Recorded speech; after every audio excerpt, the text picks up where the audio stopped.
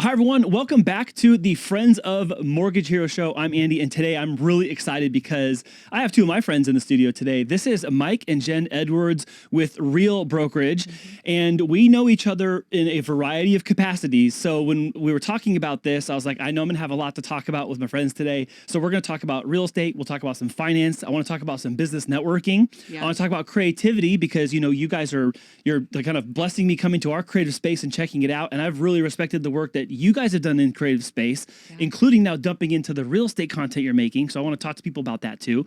And I want to learn more about what brought you to this point. So I know some of those things, but I don't know all the details, and I want to dig into all that. Does that sound good? Let's do it.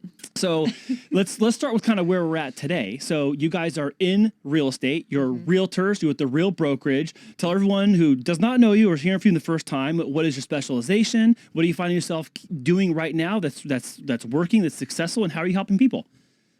Yeah, so we are licensed full-time real estate agents. Demographic-wise, niche-wise, like we just want to serve as many people as we can. We don't limit ourselves to just like San Diego. We have clients in, the Inland Empire. We have clients in Orange County. We have clients in LA. So, the pie is plentiful. So you're getting you're going up there and showing houses and all those places too. Yeah. I've seen some of like the Temecula area, Murrieta, Menifee stuff. You're going to LA right now too? Funny enough, our very first listing was an LA listing. Was it really? Yeah, La Mirada. How many years have you been married? You're like, now you're saying the same thing at the same time. This year will be 16 years. 16. Wow, Almost 16. Congratulations. Thank you. That's amazing. Yeah. So LA, we got Orange County then, of course, San Diego, Temecula Valley, Riverside area. What's your favorite place so far to work in? San Diego. SD all day. Okay, I don't want to assume, but okay. Yeah. What is it that you have enjoyed for the most part in real estate? Because I think that I should have said the context is first. You are not new to business. You're just new to this industry. But even you're really not new to this industry. Like you guys have been homeowners. Like I know you know a lot about this. So let's catch everyone up a little bit. Like how did you get into becoming realtors? It's a great question. So we, as you know, we had our business before, which was photography and videography. And it was a great business. We had run that together for many years and we're pretty successful at it, but we kind of knew it wasn't going to bring us to the generational wealth that we really wanted to get to. But it was a great stepping stone. And so we actually just kind of pressed in a little bit. We sowed a financial seed to our church and just prayed about what is going to be the next thing that God would have for us to do that would actually bring us into that next level of financial freedom, building a legacy, that sort of thing. And we just, both of us separately just heard, you're going to be real estate agents. Wow. And we were like, what? But what was so interesting about that is for several years prior in our photography and production company, we were doing a lot of business in the real estate industry for realtors, lenders, home inspection companies, termite companies, like everything and everyone involved in real estate, like 80% of our business was coming from that industry. So we were... And I'm watching you guys on Instagram, and I'm seeing the behind the scenes doing new headshots for this team, and now we're doing this listing. We're doing these photos for this, then we're doing the video for the listing. I'm like, okay, I see all that. And I remember having a conversation with you, and I'm like, hey, if anyone asks me for that, I don't do that. I'm not the headshot guy. I'm actually, for the record, I am terrible at taking photos. Yeah. I remember that conversation. I am terrible at taking photos. So you were already in that. I mean, in that arena, and I know probably fostered a lot of relationships, but also got a lot of experience firsthand.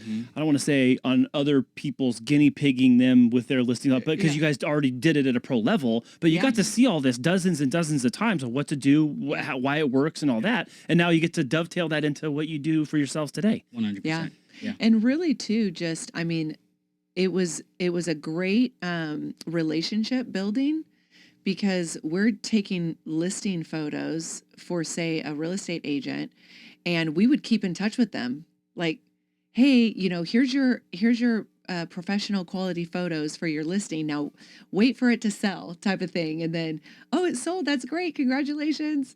So just really building a lot of relationships with a lot of people in that industry. Yeah. That is really cool. So I don't want to put you on the spot, but how many years was that? Was that like 8 years, 10 years, 12 years? Do you know? It doesn't have to be exact, but how long was that window? Having owned the photography and the production company, Yeah. we owned it for about 10 to 12 years. Mm-hmm. We owned it for a while. Yeah. Even before we moved to San Diego. We've been in San Diego for going on 11 years. 10, 11 years. 10, 11 years. And so we were doing that before we came out to San Diego. And where did you guys move here from? Long Beach. From Long Beach. Yeah, but wait. I'm from Long Beach. Wait, you're from Long Beach? I'm from Long Beach, I'm but from Mike's Irvine. from Irvine. Check this out. Jen and I lived at the apartment complex called the Bixby Apartments by the Bixby Golf Course Yeah. over in Long Beach back when That's we were right. first married, and I was working in Newport at Adventures at Sea Yacht Charters. Nice. Nice. Yep, I know exactly where that's at. Long Beach. Oh man, Yeah. you know what I miss? I miss parts of Long Beach, and there's parts Yes. I don't miss. Of course. Yeah. That's Same. a great way to say The it. same. Yeah. Yeah.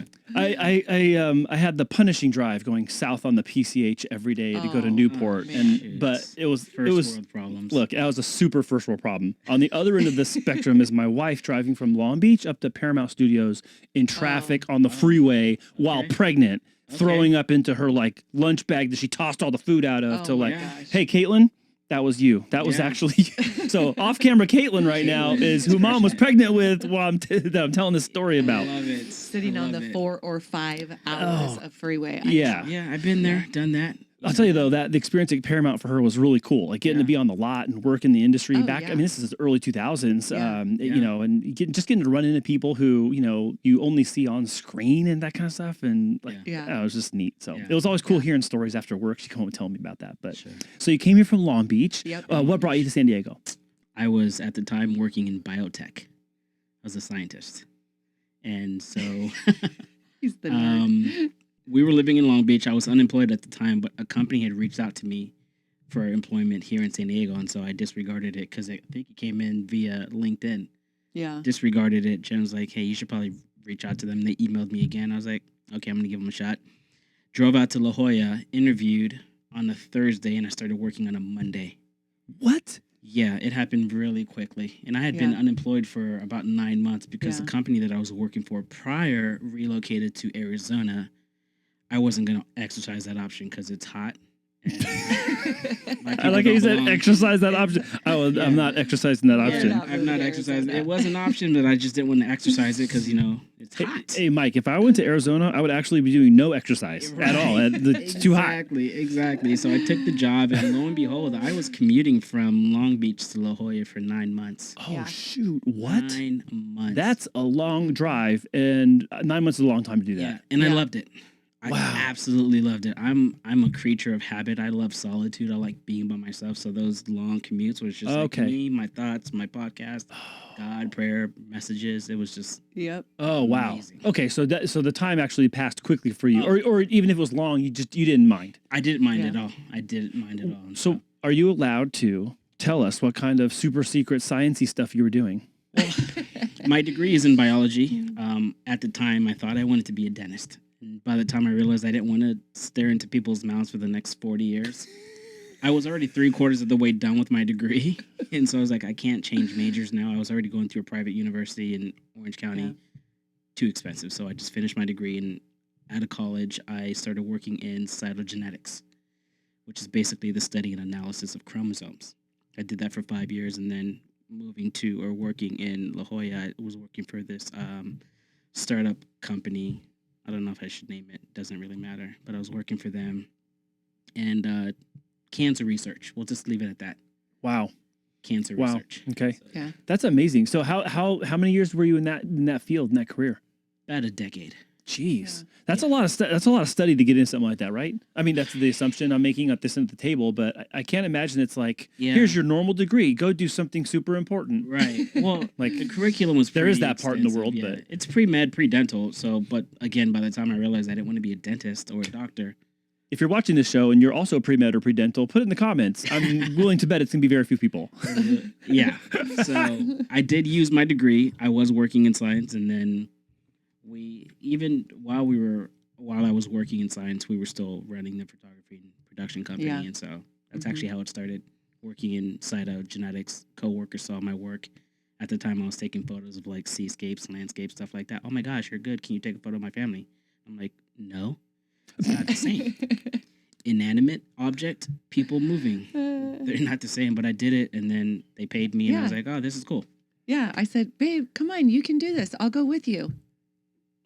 And then did you start holding cameras and taking pictures then too, Jen? No, actually, he's the photographer. I'm not a good photographer at all.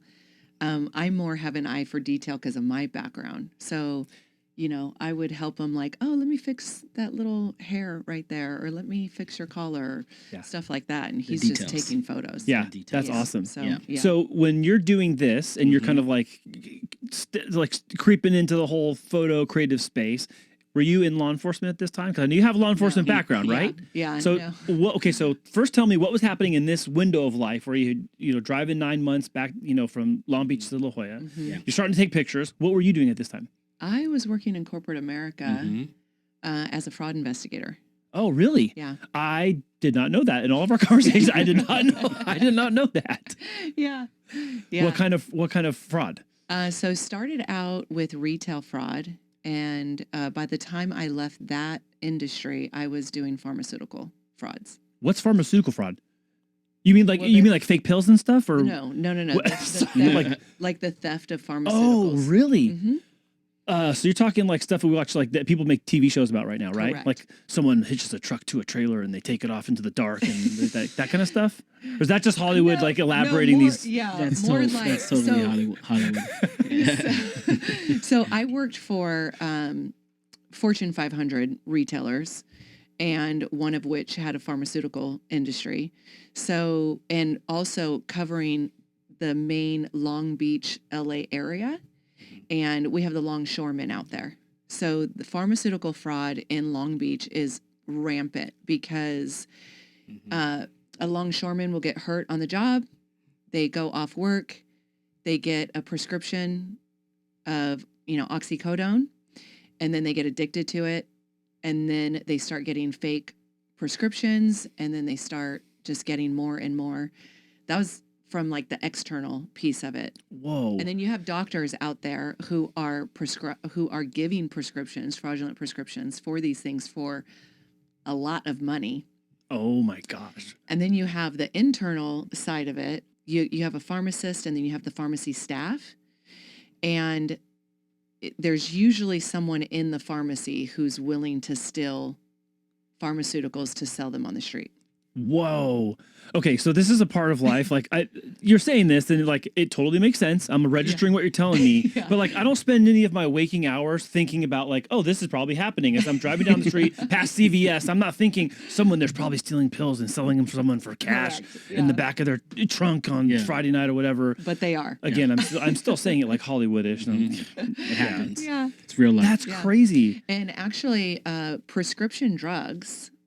Then, I don't know about now, because I've been out of the industry for, about 10 years? 10 years now or more. No, about 10 years. At that time, pharmaceutical drugs were the #1 used drug in America. Really? Even over Prescription drugs. Oh, wow. Even over like illegal recreational drugs. or what we call recreational drugs? Yeah. So there's class 1, those are illegal drugs. Class 2 and 3, those are the prescription drugs in the safe in the pharmacy. Okay. So when you walk up to a pharmacy to get a prescription filled, you see everything on the shelf. Those are 4 and up. The 2 and 3s are in the safe that you can't see, and then 1s are illegal street drugs. Oh my gosh. Okay, so see, this is revealing that Andy knows very little about the pharmaceutical drug, which is totally most people levels. Yeah. So you're doing a fraud investigation. Is this again? Why do I have such a Hollywood question? Is this like you're like walking into places with like a badge on your hip and stuff and a lanyard, or is this like you at a desk and you're looking at like where's money moving and where's inventory wrong and not matching up and all that? Like, describe to me a little bit like how'd your life look? Yeah, so a little bit of both without the badge and lanyard. So I didn't know what to say. I'm like, I don't know, what would she be wearing? So I was responsible for multiple stores, 30 something different retail stores. And so I would have to figure out where there's a loss So that's sitting behind the desk, looking at paperwork, looking at reports, trying to figure out, hey, it looks like we've got so much oxycodone in at this location, and we've had this many prescriptions filled, but yet they're ordering more than what the prescriptions are, type of thing. I mean, it's much more detailed than that. But basically it's not adding up. Yeah. So looking for red flags, looking for what's not working. I installed my own covert cameras. So, Wait, what? Yeah. Did you bring one with you today? No. I saw you put a bag down over here, and I saw a little round black hole on there. I'm like, what's a camera in there probably? So I would essentially I worked a lot of overnights because I would install my own camera systems. So I would go into stores in the middle of the night when they're not open, which, by the way, you can't, like someone like myself cannot be legally in a pharmacy behind the pharmacy counter without a pharmacist. That makes sense. Yeah. I get that. Okay. So I would have to do a lot of coordinating. I had undercover detectives that worked for me. And then I would schedule everything. I'd go into a pharmacy. I'd put in covert cameras. And then I would do all kinds of surveillance, either camera surveillance, but also parking lot surveillance. Sure. And following. What? Okay. This is fascinating. Really? Yes. I'm fascinated by this.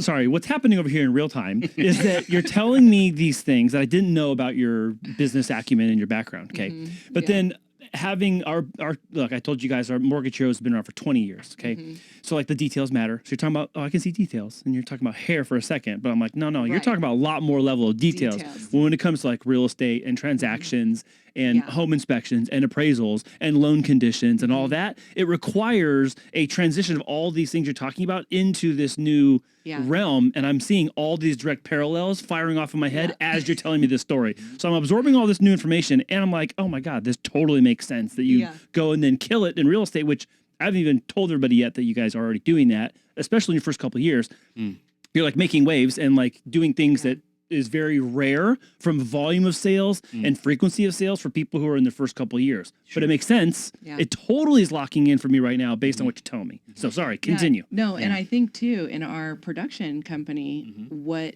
made us so good at it is he is a way better photographer. I mean, he knows the settings and everything of the camera equipment, and that's great. Like I can't memorize that to save my life. Like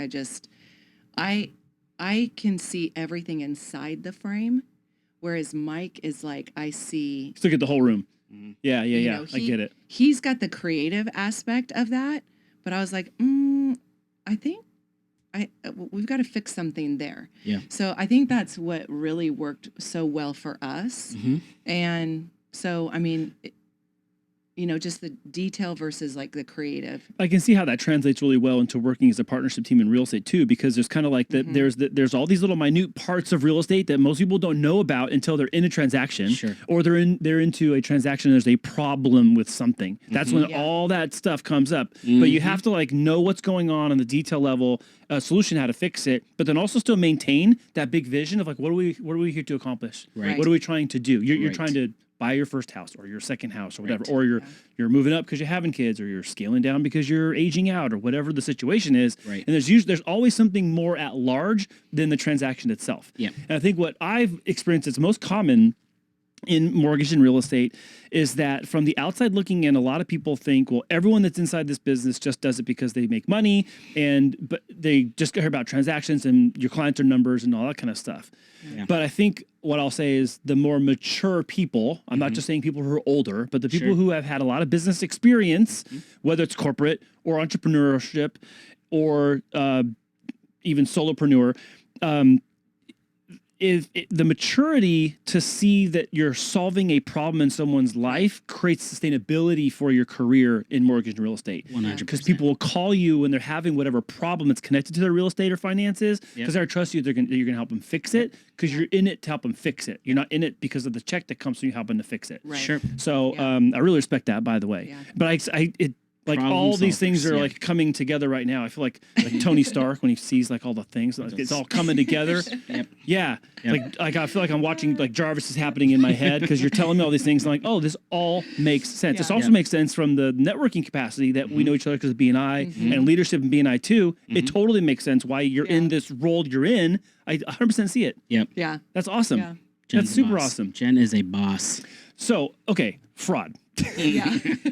So you got cameras inside. You're working with people undercover. You have to get a pharmacist in on it, Yeah. basically let you behind the counter to do the thing you need to do. So they kind of have to be covert a little bit. Correct. Even with their staff who may or may not be doing something, but it sounds like they are doing, someone on Well, staff doing something. It could never be the pharmacist from that store or even that district. Okay. Because I mean, it could be Because the it could be that pharmacist. person. Yeah. Oh, shoot. So it was Yeah, usually duh. Everyone's the- guilty.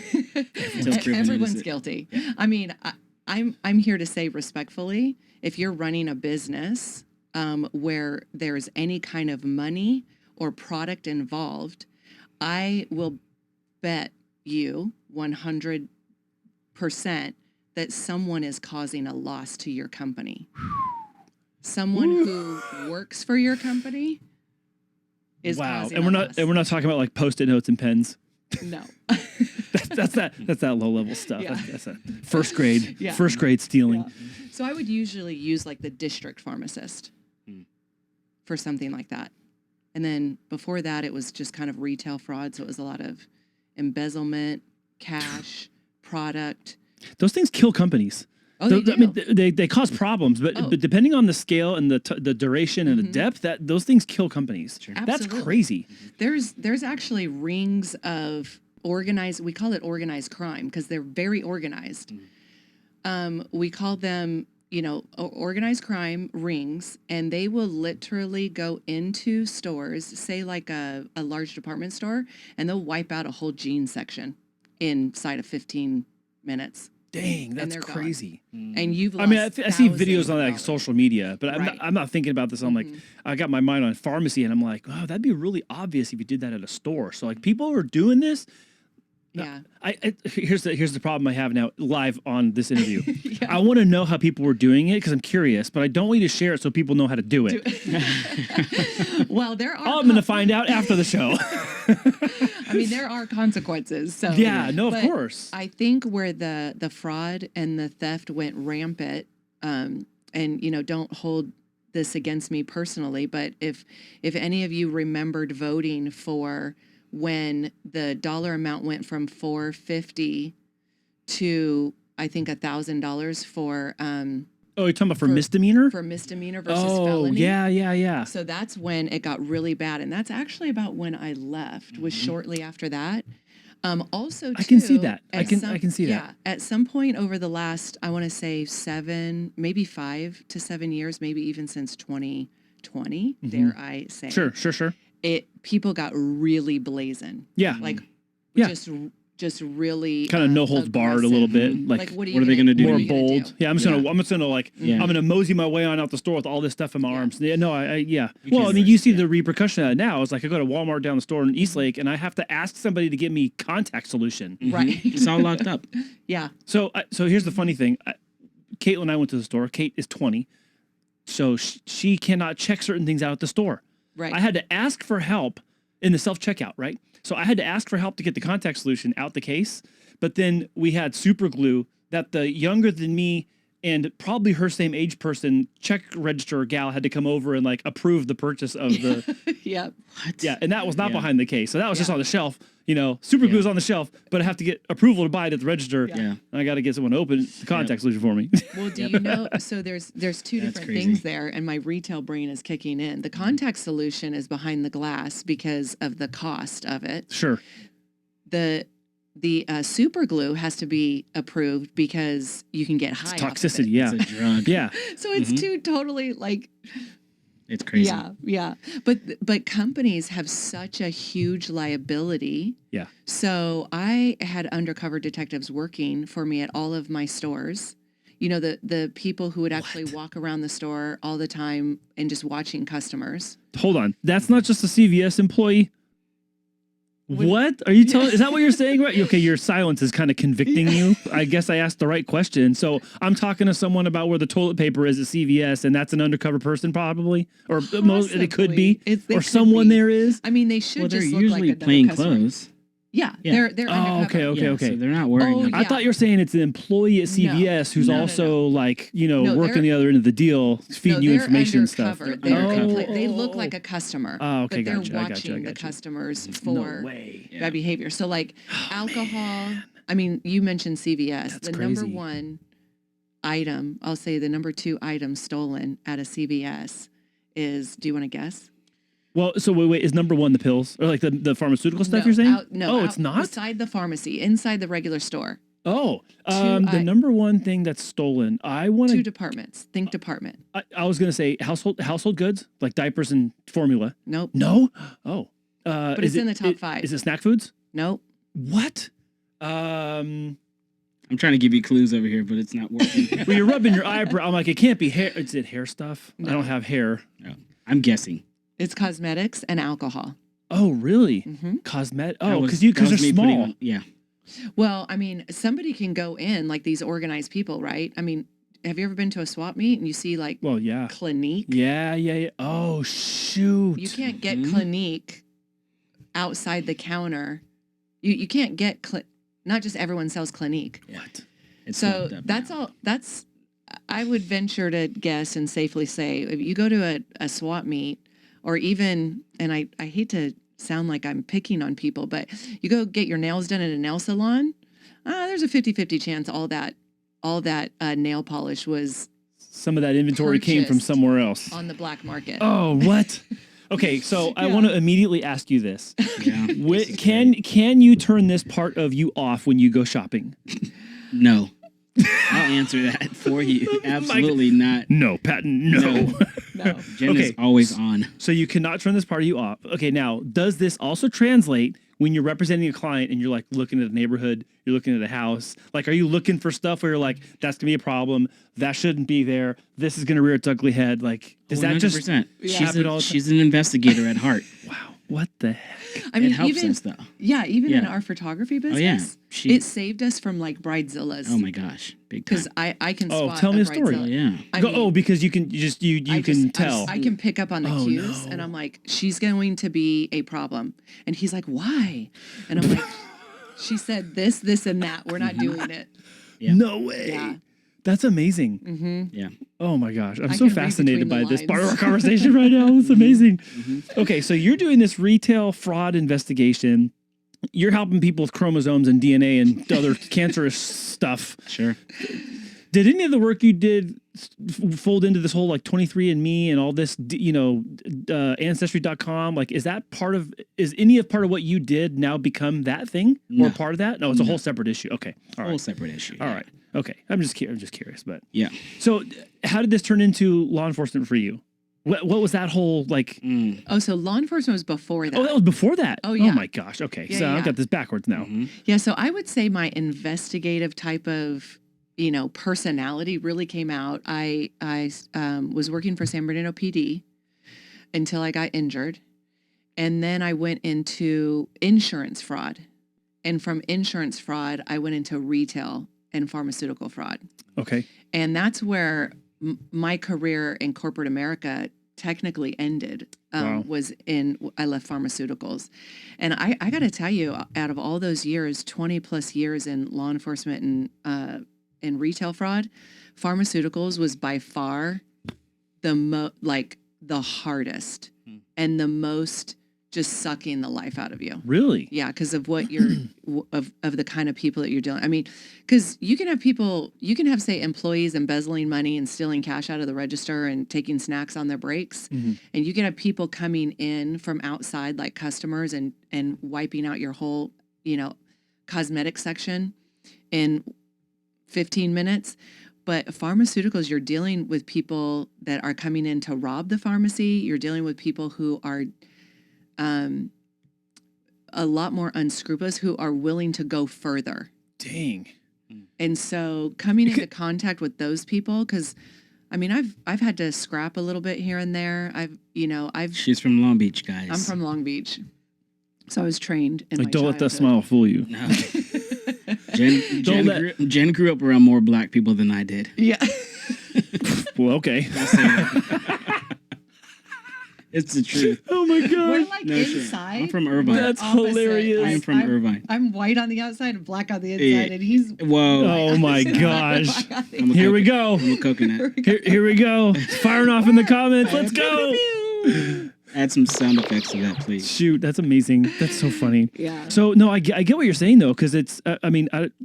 There's probably a better way to summarize this, but there's like maybe more on the line than stealing like lipstick and foundation and things like that. When you're talking about like pharmaceutical grade, like illegal on the street type drugs, there's a lot more money connected to that, or I'd say threat if the demand is not met. Maybe is that a better way to put it? I think it's more desperation and money.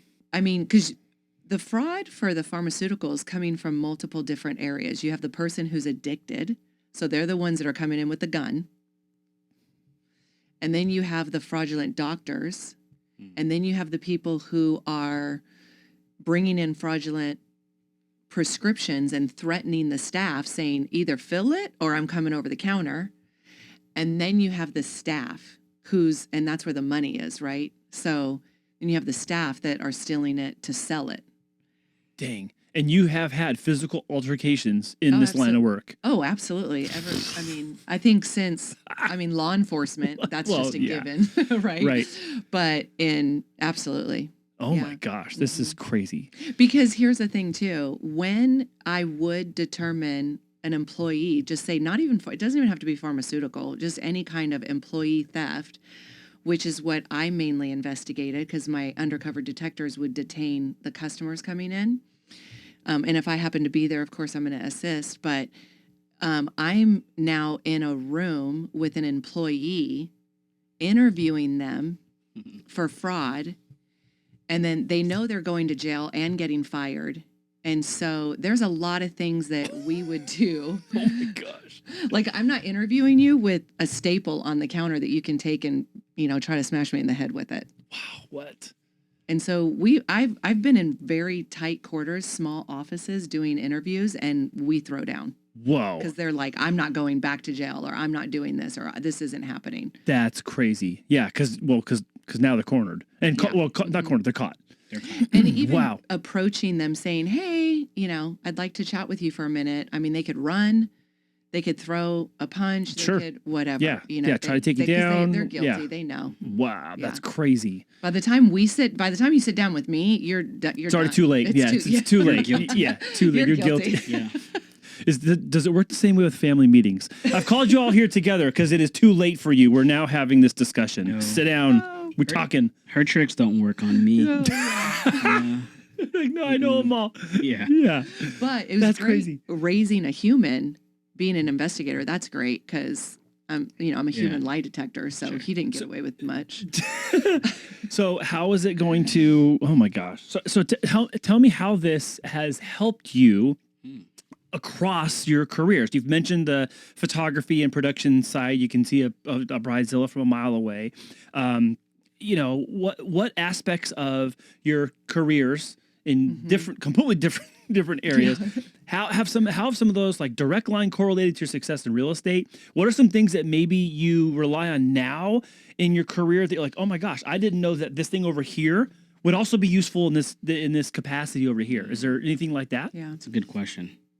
I'm gonna let you answer that one. Well, I think Mike and I have learned because we're married and we've been doing business together for 13, 14 years. And we had to learn this the hard way. So it wasn't easy peasy when we first started our photography business. We were constantly, kind of just at each other about it. But what we've learned is to stay in our lane.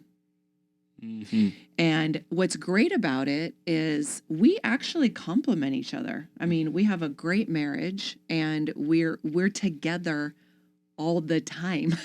I mean, it's Friday afternoon and Mike, we're together, and we love it. It's an advantage for sure. Yeah, and people ask us all the time, how do you guys work together? Like, I could not work with my spouse. And I'm like, how can you not work with your spouse? Like, that should be your best friend. We like like you're hanging each out with your other. best friend all the time. I mean, But they're just jealous. however, like we've had to learn to stay in our own lanes. Yeah. So even the other day, we're doing a commercial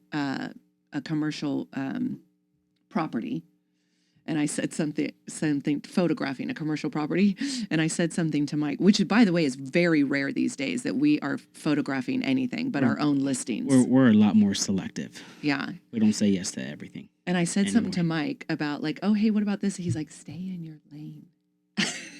And I was like, okay. So it's helped us remind each other in a great way. It's reminding me of something that we learned in training at BNI about the rumble strip. Yeah. Oh yeah. Because you The look rumble at, I strip. could just imagine looking at you going, you're getting, you're going out of your lane. Get back, get back in that lane. And I actually use that in BNI That's good. in networking because Yeah. you know as a director I go and support a lot of different chapters, and I simply tell them I just had this conversation this morning with someone, and I'm like, let me encourage you in this networking realm. You've got to stay in your lane because otherwise you're just gonna, if you're like me and you know, accountability is big to you and following the rules is big to you, you're going to just get frustrated because not everyone is a rule follower. Not everyone, you know, some people are more lax. Like, oh, it's okay if I miss 10 meetings, but you just let them be them. Stay in your lane, do your role really well, and be a really good referral partner, and you're going to crush it. That's great Yeah. advice, by the way. Yeah, it's good.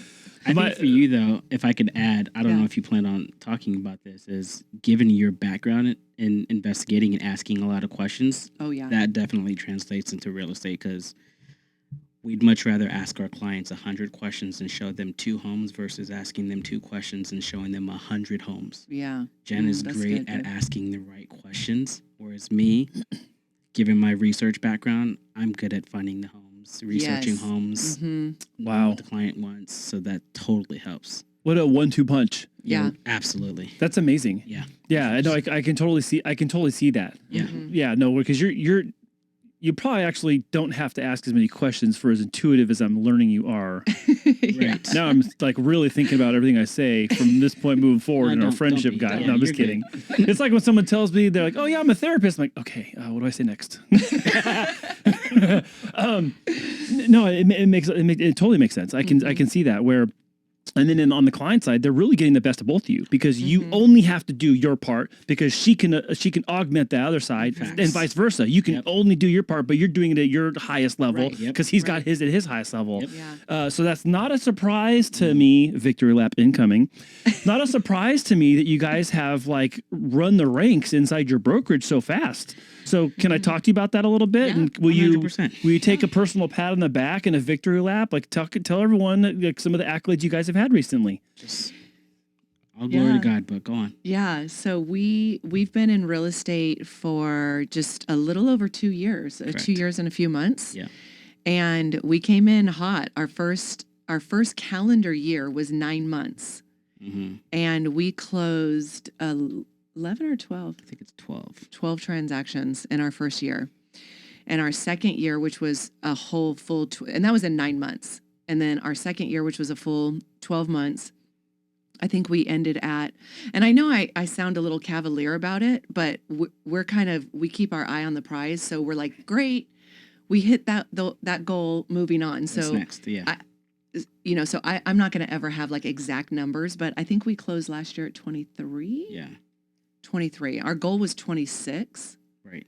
But That we is closed a- at 23. That is a great second year. Yeah. Some Yeah, people yeah. have that in their 3rd, 4th, or 5th, or 6th year, Or if 10. or they don't, or they Yeah. don't, or they don't get there. Yeah. Right. And it's for there's a variety of reasons, which I Mm-hmm. don't need to unearth all of them, but there's a variety of reasons why most people won't close 11 in the first 9 months. Let's first talk about that. That's Right. Sure. amazing. Right. And then to do 23 in your second year, Mm-hmm. full 12 calendar year, that's fantastic, especially given that would have been in 2024, right? It was last year. Yeah, okay. So you're coming off the heels of 23 when like rates are high, the prices are elevated, everything's kind of stuck up here in the stratosphere. Yeah. Yep. And yet here you are in your Yeah. first 9 months doing 11, and then your next 12 months closing 23 deals. Congratulations. Thank you. Thank you. That's fantastic. Yeah. Thank you. And if you would have talked to another agent, you might have heard, oh my gosh, this has been my slowest year ever. I've only closed 2 deals or 3 deals or 5 deals. But we were like, oh, we didn't know. That wasn't our norm. That wasn't our norm. That's not our reality. And it never is going to be, actually. No matter what the market is, or I had somebody a few weeks ago say, oh, real estate's just such a feast and famine. And I said, oh, no, not for us. Roller coaster. Yeah. Roller coaster, feast and famine. Yeah. We're never going to agree to that. Yeah. We're not. So that's kind of like some mindsets. Yeah. But yeah, I think too, though, like us already having built a business It's helped.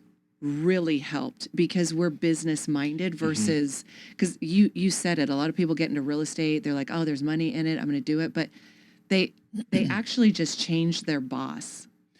If you don't know what you're doing in business and you just start your first year in real estate, you still know the same thing you did before you started. Yeah. So you coming in at 10 years, 12 years, 13 years of working together in production, having corporate experience, knowing how business goes, and then putting yourself in, I'll say, the front lines of being the face, the name of the brand, and also the people executing all the operations that need to happen so you can close on the deal. Right. That is already fully demonstrated in the decade plus that you did that in the production space. Right. And so it's like, I'm not surprised that you had the first and second year that you had, because all that stuff translates over there. So you're not having, 100%. you might be having your first and second year in real estate, but you're having your 15th and 16th year in business. Like Right. that's the difference.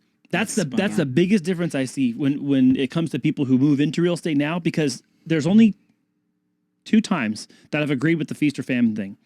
And it's not even because of the attitude. The attitude is most people's problem. Yeah. Yeah. In 2008, when the bottom fell of the entire Sure. market, Sure. no one had anything, and all the banks closed, except for the ones that were forced to take up and absorb other banks Right. at the will of the Fed and the president at the time. Sure. We had to live through that. Like Yeah. we started this company in 2005. So when 2008 hit, we lost everything, Yeah. along with everyone else that was in this freaking industry. Sure. Right. And then when 2020 happened and everything got shut down, Shut down. and then it was like, oh, well, what's going to happen? And then over the course of time, it became what's real, what's not real. Sure. I'm going to park that for a second. Yeah. But my point is, like, when banks stopped lending, like, hey, we don't know what's going on anywhere, just halt. Like everything came to the streets. Oh, what do you go to work and do that day? Nothing, because there's nothing to do. No Right. one's moving, no one's selling, no one's refinancing, no one's doing it. It was like, shoot, okay, so everyone's hitting the pause. Everyone got the brakes hit on them. Sure. And those are really the only 2 times I'd say that, when it's forced upon you, that Yeah. you can go knock on 1,000 doors and ain't no one doing anything. Yeah. That's interesting you say that, though, because even in 2020, and this isn't a brag, this is really all glory to God, we had our best year in 2020 as In a our photography photography and production business. company. We had our best year in mortgage in 2020 and 2021. But it was Yeah. after all that. Yeah. So I'll say hit rock bottom, because everything literally came to a screeching halt, and banks were like, we don't know what we're doing. Don't Right. send us anything. Yeah, because there was so much uncertainty. We all felt that. But when that opened, those were our 2 highest originating years in our entire 20-year history. Right. Yep. Yeah. Yeah. And I think too that during that season, Mike and I had the mindset of, hey, if we can't make it work now, this is when we need to make it work. Our first year in real estate was us really learning how to swim in choppy waters. And it was great exercise. It is the most valuable thing you'll learn in this industry, and I hope I'm not the first person to say this to you. Yeah. I grew bald in this industry. I went bald in this industry. Yeah. I've lost everything while being inside this industry. I've started everything over while also being in this industry. Yeah. And you learn the most when you have the least. You learn bad habits when things fall in your lap and things just close because they're closing. Sure. Yeah. And there's a bunch of younger people coming into real estate right now. They're in their young 20s, mid 20s, and they just got their eye on the prize and all that. And I'm telling them, that's fine. Build your habits now. Sure. Build your habits in the hard times, because they'll carry you through in the good ones, and you 100%. won't steer into bad habits at the jump. Because if you come in when the market's hot, you think you're a badass, but the market's doing a lot of that wind in the sails for you, 100%. and that you get rug pulled when the market slows down. Oh, yeah. And you get revealed that you don't know nothing. Yeah, so again, learning how to swim in choppy waters, we had the mindset like, okay, once the waters do calm, like we're gonna be freaking Michael Phelps in the water. Yeah. Like, we're gonna be ready. And so We're Yeah. ready.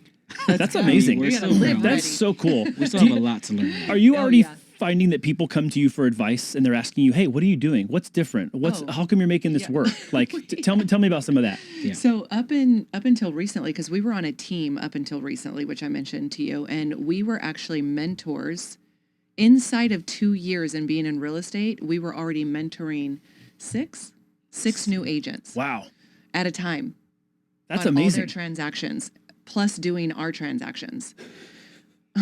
So, Yeah. and they were great. It was an honor. It was absolutely an honor. And we have, oh my gosh, we have an incredible mentor. We're so grateful to have. Shout out to Steve. Steve Aroni. Steve Love that Aroni. guy. He's just been incredible in our in our real estate career and just awesome. So Yeah. and I think too, just recognizing everything as an opportunity. Mhm. I think that's kind of a miss amongst maybe different generations. Is to us, everything was an opportunity. I mean, if another agent on the team said, "Hey, can someone drive to Hemet to do a showing for me today? Because I can't be there," we were always the first to say, "Yep, we'll do it." Yeah, we'll do Wow. That's opportunity. it. Yeah, Opportunity. yeah. And like we- that grit. No, I'll just go do Oh, it. yeah. 100%. Wow. A- We don't care if it was a anytime- manufactured home. We'll sell it to you. Some agents be like, I don't want to do manufactured hey, homes. I'm I'm gonna- not going to make that much money. I'm going to meet you where you're at right now. You're dumb. I had Ivan Meisner tell me once. For those of you who don't know, Ivan Meisner, founder Yeah. of BNI, in director training once, he taught the room of this when I went to director training many years ago. He looked at us all. He says, if you have a member say that your meeting starts too early in the morning, remind them that it's never too early to pick up a paycheck. I was like, That's oh, brilliant. shoot. Yeah. I'm using that for a lot of other applications in my life. Yeah. But it's like so true. It's like, hey, it's if you see the opportunity, it doesn't matter the conditions. And I think that's something that, this isn't, gosh, this sounds so accusing towards the newer people. It's not about that. It's not that they're new. It's a heart set. I think it's a heart set, not a new to the industry, old to the industry heart set. Like, Right. oh, well, that's not worth my time, and this is worth my time. Like, you can make anything worth your time 100%. if you see it that way and you look for something you can pull out of it and learn from. Even if you apply it later down here or over in your life somewhere else, Yep. there's still value in that. And not to mention, I've always held the notion, like, they say experience, I say experience is a teacher of fools.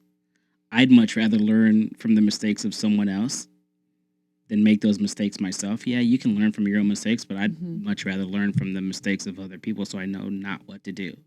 Yeah. Do you know what I mean? Yeah, Yeah. absolutely. And so being on the team, we were afforded a lot of opportunities to learn from other agents and how to transact. And it was great. It was boot camp for us. Wow. It was fantastic. It made us a lot stronger.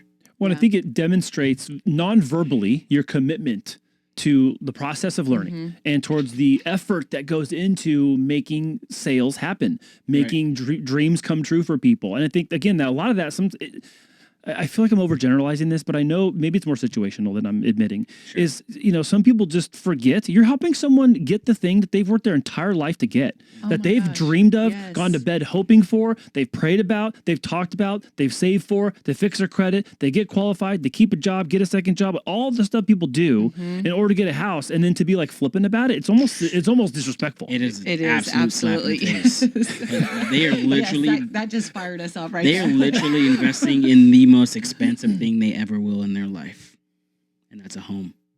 You can't be flippant about it. Yeah, this is like their slice of heaven, Right. Especially. Yep. And I think you can appreciate this. I think we both get a little bit more passionate about it when it's a veteran or active military. Yeah. Because to go as far as saying, let's say we're writing an offer for a buyer who's a veteran. Mm-hmm. You know what? We'll go as far as we'll tell the listing agent, hey, listen, this is a veteran. Yeah. Like, I am asking you to put more emphasis on this offer because I want to be a part of helping someone who has given So much. their sacrifice for our country. I Yep. want to give them their own slice of heaven. And it really it wasn't about us, and it wasn't about our buyer. It was about, this is a veteran. This is someone who's given their life for our country, or they've made sacrifices for our country. And if we're on, and I hope that for the real estate agents out there listening to this, like, don't take this out of context. If we're really close to another offer, come on, like, let the veteran be a tipping point for, taking that offer versus someone else's offer. Couple things on that. The first thing is sometimes the seller is also a veteran and they're looking for the VA buyer. That's right. And they're like, hey, I want that VA buyer. Oh, And 100%. the price might be different. The contingencies might look a little different, or whatever the deal on the table might look a little different than maybe another offer. But the other thing is that, and it's like, there's this weird gap. It's like, it's not that it's more important.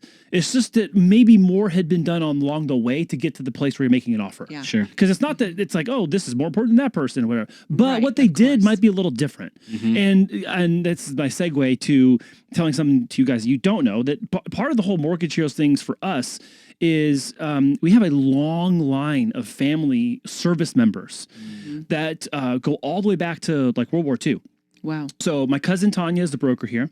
So Tanya and I, her father, Tom, my dad, John, their uncle, Henry Cruz, was a survivor of the bombing of Pearl Harbor on the USS Arizona. Whoa. Oh my gosh. And so he was there when the Pearl Harbor, when the Arizona was bombed at Pearl Harbor. Yeah. He lived until 2012. His name is Henry Cruz. So we come from like that lineage, and then our grandfather was a helicopter pilot in Vietnam and in the Korean War. Beautiful. We have another Uncle Norman who served in Iraq and in Iraq and Kuwait back in the day. Yeah. So like we come from all these people who've done that. And we're in this downline of that as far as like family lineage, and it's super important to us. Oh, it should be. Yeah. There's a lot of financing in town that just happens because people think VA is a money bag and it's convenient and it's easy to sell and all that kind of stuff. Yeah. Those things can all be true. Sure. But for us, I don't think a day goes by where I don't think about like my great uncle Henry on the Arizona. Yeah. That's Like, awesome. That's so crazy. awesome. Yep. Yep. I get that. I'm a military brat myself, so I get it. My dad was a Marine for 29 years, and so he was a lifer. Whoa. Lifer. 29 years. 29 years. Master Gunnery Sergeant Edwards. Wow. Master Gunnery Sergeant. Yeah, Oh, he was up jeez. there. He was up there, so Yeah. yeah. But he never wanted me to join the military. Really? Like, no, I need you to go to school. I joined the military because I didn't have an option. So Mike's from Panama. Did you know that? I didn't know Mike's that from part. Panama. I know you're from Panama. Okay. my whole All right. my people are from Panama. So You just said mi gente on the show. I love this. That means I my love people this. in Spanish. Yeah. I speak a little bit of it, but not often. What do you what do you want to do next? Like what, you're in this, like you're in the flow right now, I guess is an easy way to summarize it. Like you're in the flow, you kind of got your cadence going, things are working. Look from the outside looking in, but like, what is it you want to accomplish in real estate for yourselves, for your clients? Like share with me some of the vision you have for what's coming up. Yeah. I mean, like Jen spoke to earlier, we left the team that we been on since we became real estate agents. It's right now we're just learning how to soar. Like we left the nest, so to speak. There's eagles in Big Bear right now that just kind of, what is it called when they leave the nest? I forget what it's called. Fledging or Fledging, yeah. I'm looking at Caitlin off camera because she's like a bird nerd Anyhow, and a fish nerd. we've been watching these eagles for years. For and years. This is the first year that the eggs were viable and they hatched. And initially there were 3. Now one of them passed away or died during a winter storm, and the 2 grew up. They grew up fast. They grew up so They fast. grew up so fast, and it kind of reminds me of like our time in real estate. Like we've grown pretty fast. People would ask us, how long have you been in real estate? And Mike would be like, in dog years? Like Girl, 3 weeks. Yeah. But we were so inundated in a good way and so busy at it that we were learning a lot really fast. I mean, and what's so crazy is even our mentor Steve, we'd go to him with the question. He's like, he calls us crazy kids. What are you two crazy kids up to? Yeah. Because we would come to him and he'd be like, I've been in real estate for 15 years and I haven't come across that. I've never had to deal with I've this. never had to deal with that. So we've had these Across the board, across not the just board. Steve, but a lot of agents. Outlier Sure. transactions where we have just gone through Yeah. so much stuff in 2 years. And so I think we just kind of, and by the way, the Eagles and Big Bear, the same week we transitioned from our team, they flew out of the nest for the first time. Literally, like day separation. I have to point something out to you Please. that you're not saying, but I'm totally observing right now. Yeah. You're watching it because it's a surveillance camera. It's CCTV. You're watching it because it's a surveillance camera in a tree on a nest. Yeah. And you're looking to see what's going to happen here. Yeah. I will get super distracted too. Like I love watching them. This is great. And I could literally just sit there and watch them and not do anything else. And I'm like, I have work to do. Like I have stuff to do. It was just a great reminder to life. Like you just gotta jump out of the nest and learn how to fly. Mm-hmm. So that's kind of where we are right now. It's just That's so cool. Yeah. learning how to And you fly. guys are awesome. Yeah. I think that you're again like your nonverbal demonstration of what you are doing, and then people seeing the outcomes of that is a great lesson for some people who are new to real estate, or maybe I'll just say younger in their business years, if you will. Sure. Being able to kind of like pour all that experience into what you're doing now, obviously is playing a part in that. But your dedication to the purpose, I think, is the overwhelming thing I'm sensing by witnessing it over here and what you guys are sharing, and then also having this conversation with you today. I'm really encouraged by this, and I'm inspired too. Thank you. Yeah, Thank you. I'm so glad you guys could come and share this with us. Yeah. Can I ask you some more questions? You guys have time for me to ask some more Yeah, questions? let's do it. Okay. So, tell me something that you have been pleasantly surprised by in real estate that you think about and you go, wow, you know what? That thing blank is super cool that we get to do, or that we got to experience, or we got to help someone accomplish or whatever. Yeah, I actually think it's helping people get their own slice of heaven, like we were talking about. I get fueled by that. When we're able to, turn keys over to a family or a young couple or just a single person that's trying to get into their, foot in the door in their first home, like that's so exciting to us. It's just like, what? Yeah. We were a part of that. We're always telling our clients, we're so thankful and honored to have been a part of this season. It's not just words. Yeah. And then of course we tell them, but you're stuck with us for life.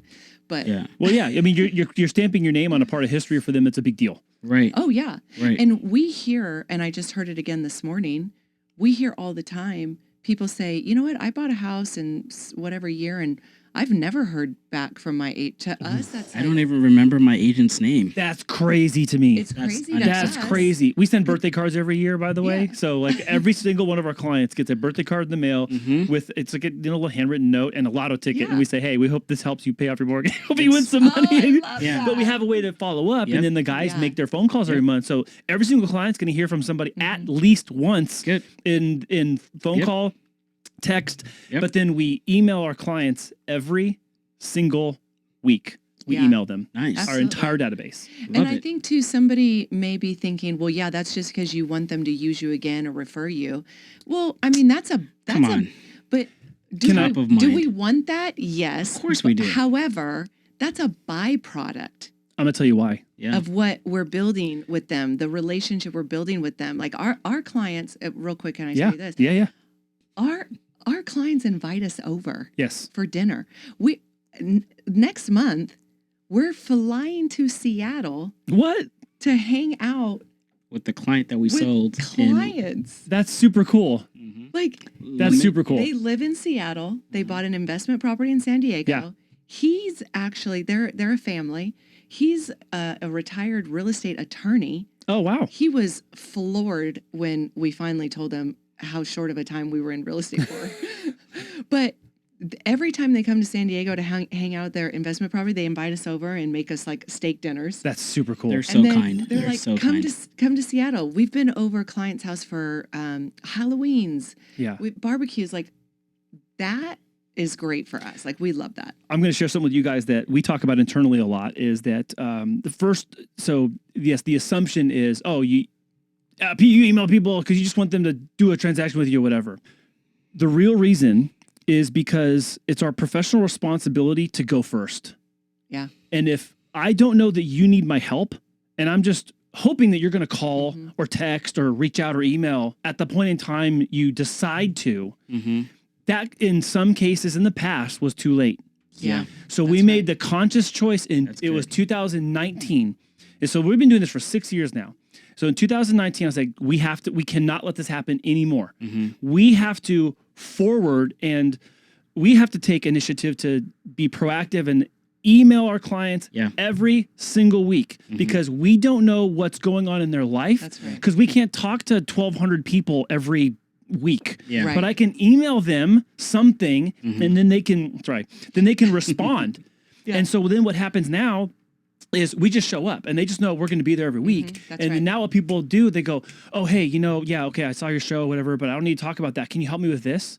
Yeah. Or can you help me with that? Or what do you think I should do? And most of the time, it doesn't do anything for us. Right. Like on the financial Right. side, it's not that every single question turns into an escrow on a purchase or a refinance. No. It's that they trust us because it's their biggest thing they've ever bought, their most expensive monthly payment, their largest tax deduction, and it means something to them. It's sheltering them.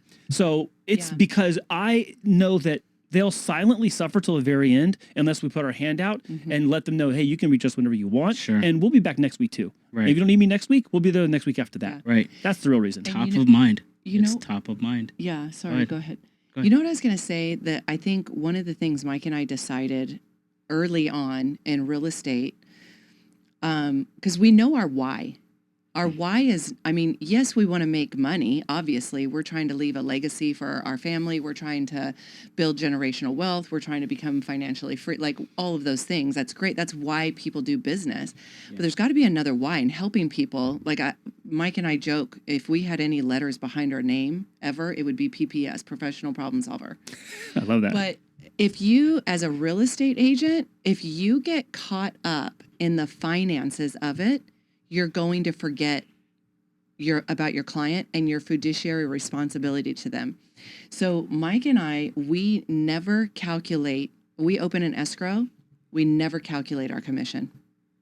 We have we don't know what our commission is until a check comes in the mail, because it will take our focus.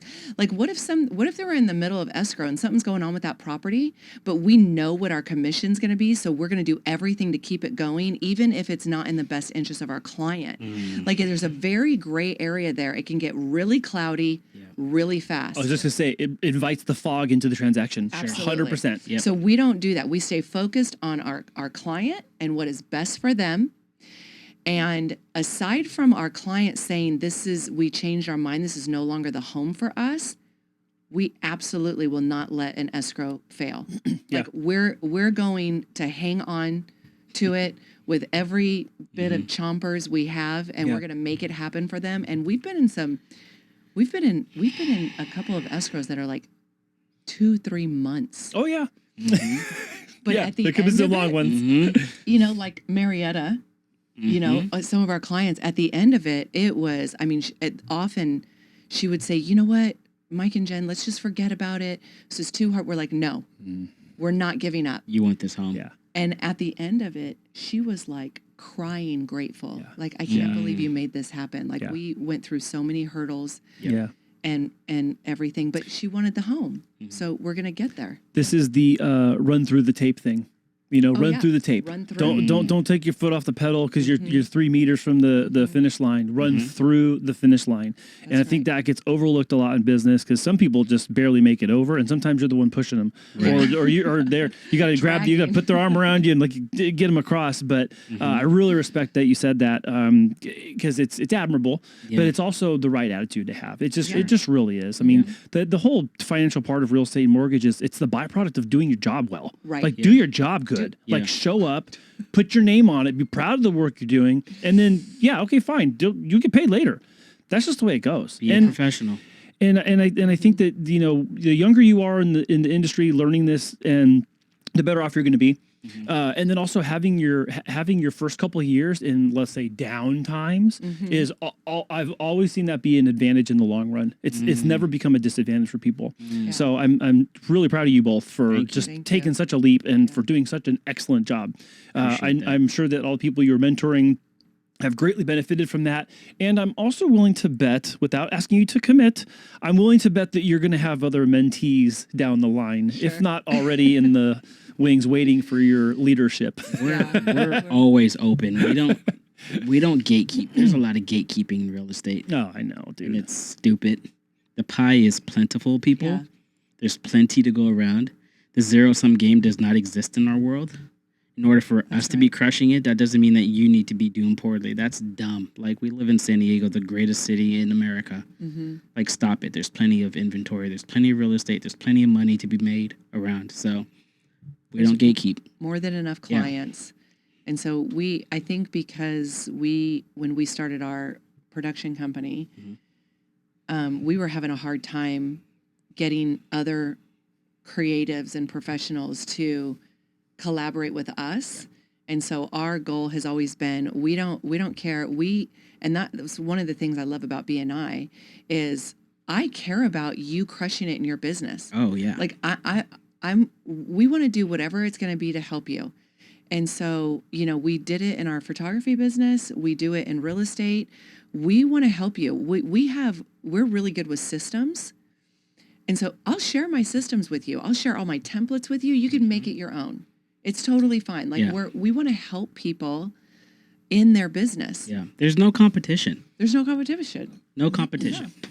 Except with ourselves. Yeah. We want to be better than we were that. yesterday. So I like that. Yeah. I like that as a bow tie on this whole thing. You guys have been such a pleasure to have come to the studio today. Is there anything I didn't ask you that you wanted to talk about? I spent so much time on pharmaceutical fraud. Yeah. Jeez. I'm glad Jen got to talk about I cannot wait to rewatch this.